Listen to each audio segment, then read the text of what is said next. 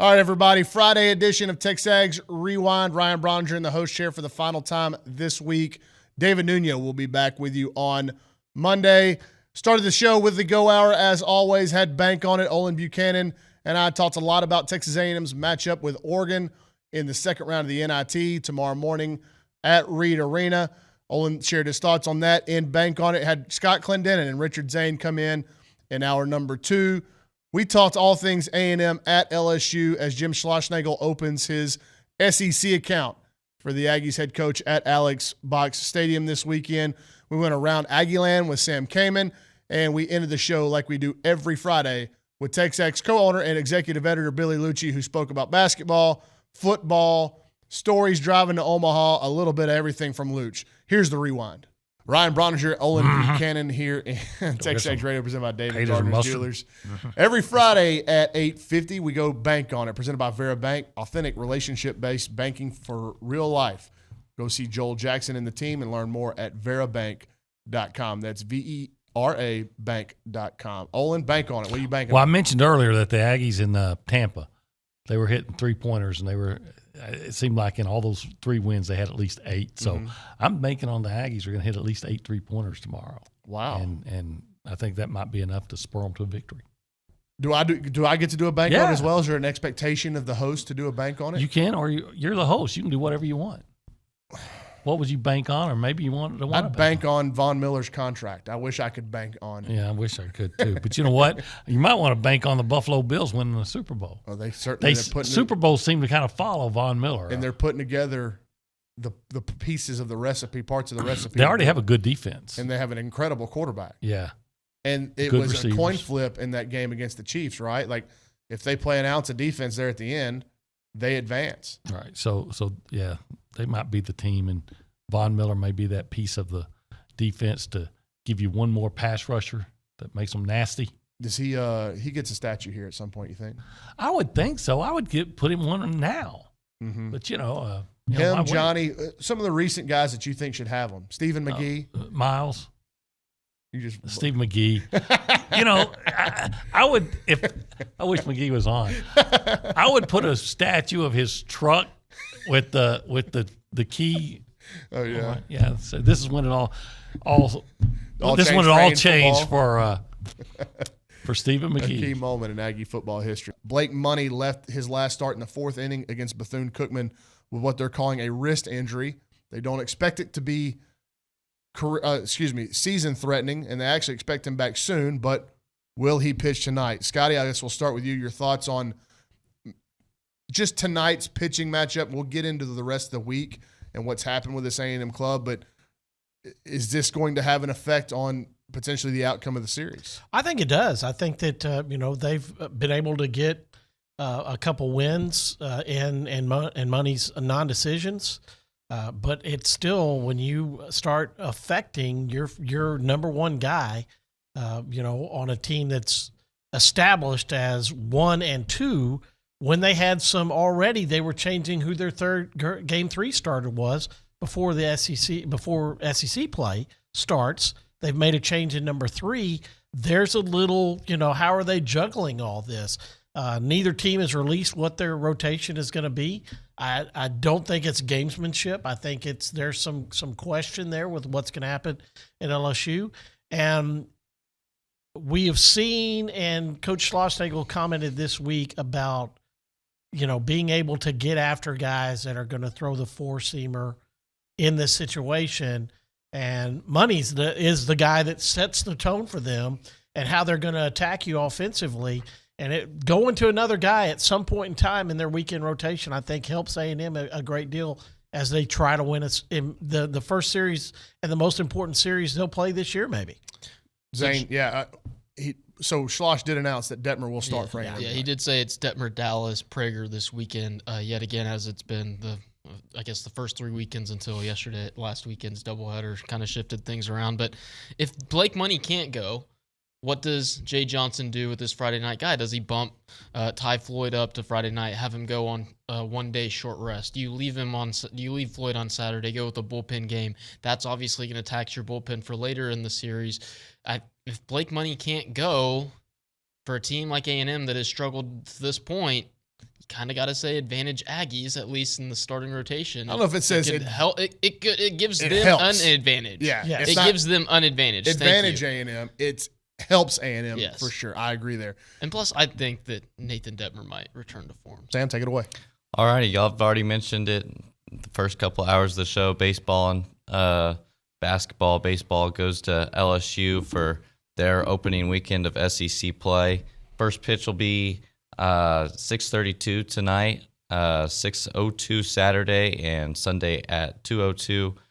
First two games on the SEC Network Plus, and then Sunday's game will be on the SEC Network. Basketball, obviously, NIT, second round versus Oregon tomorrow morning at 11 a.m. That'll be on ESPN. And then parking and admission are free. I love that move. So, love that move. So come out, support the Aggies there. They deserve it after, obviously, the snub. And, hey, we have our own March Madness here in College Station. So what else? Got some more stuff going on, right? yes, other Diamond Sport, first home series for softball. They come back off of a disappointing sweep at Auburn. 2 one-run games. They unable to pull those out, but they'll take on number 5 Florida here. Florida's very good offensively, so Always very good for it's going to be a tough one for them. But I mean, they played Auburn really close, so we'll see what happens.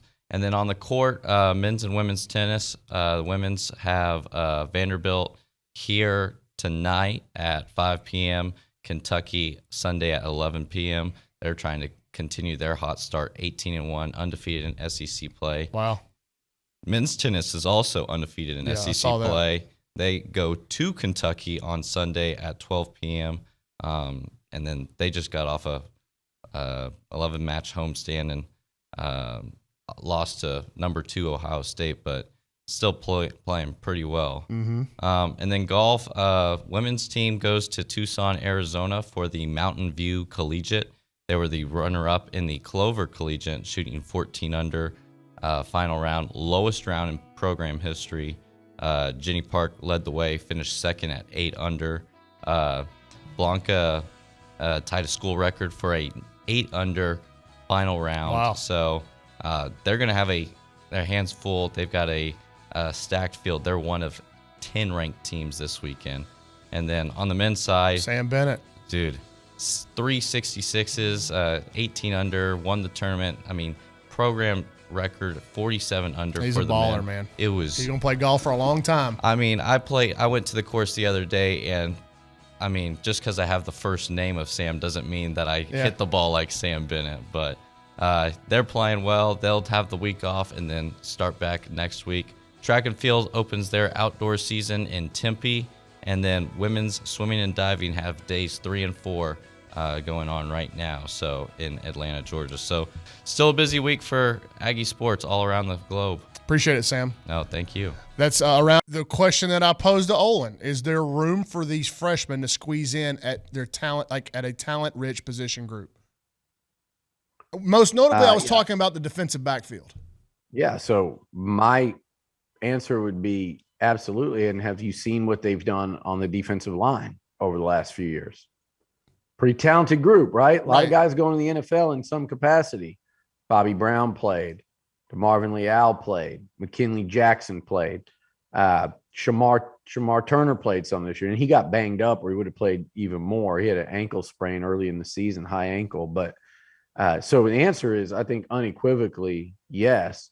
Now, you don't rotate DBs as much as you do D linemen, but you also have a nickel, you have a dime. There is some rotation, typically, I don't know what Durkin's going to do, but typically it's safety, a lot less than say corner.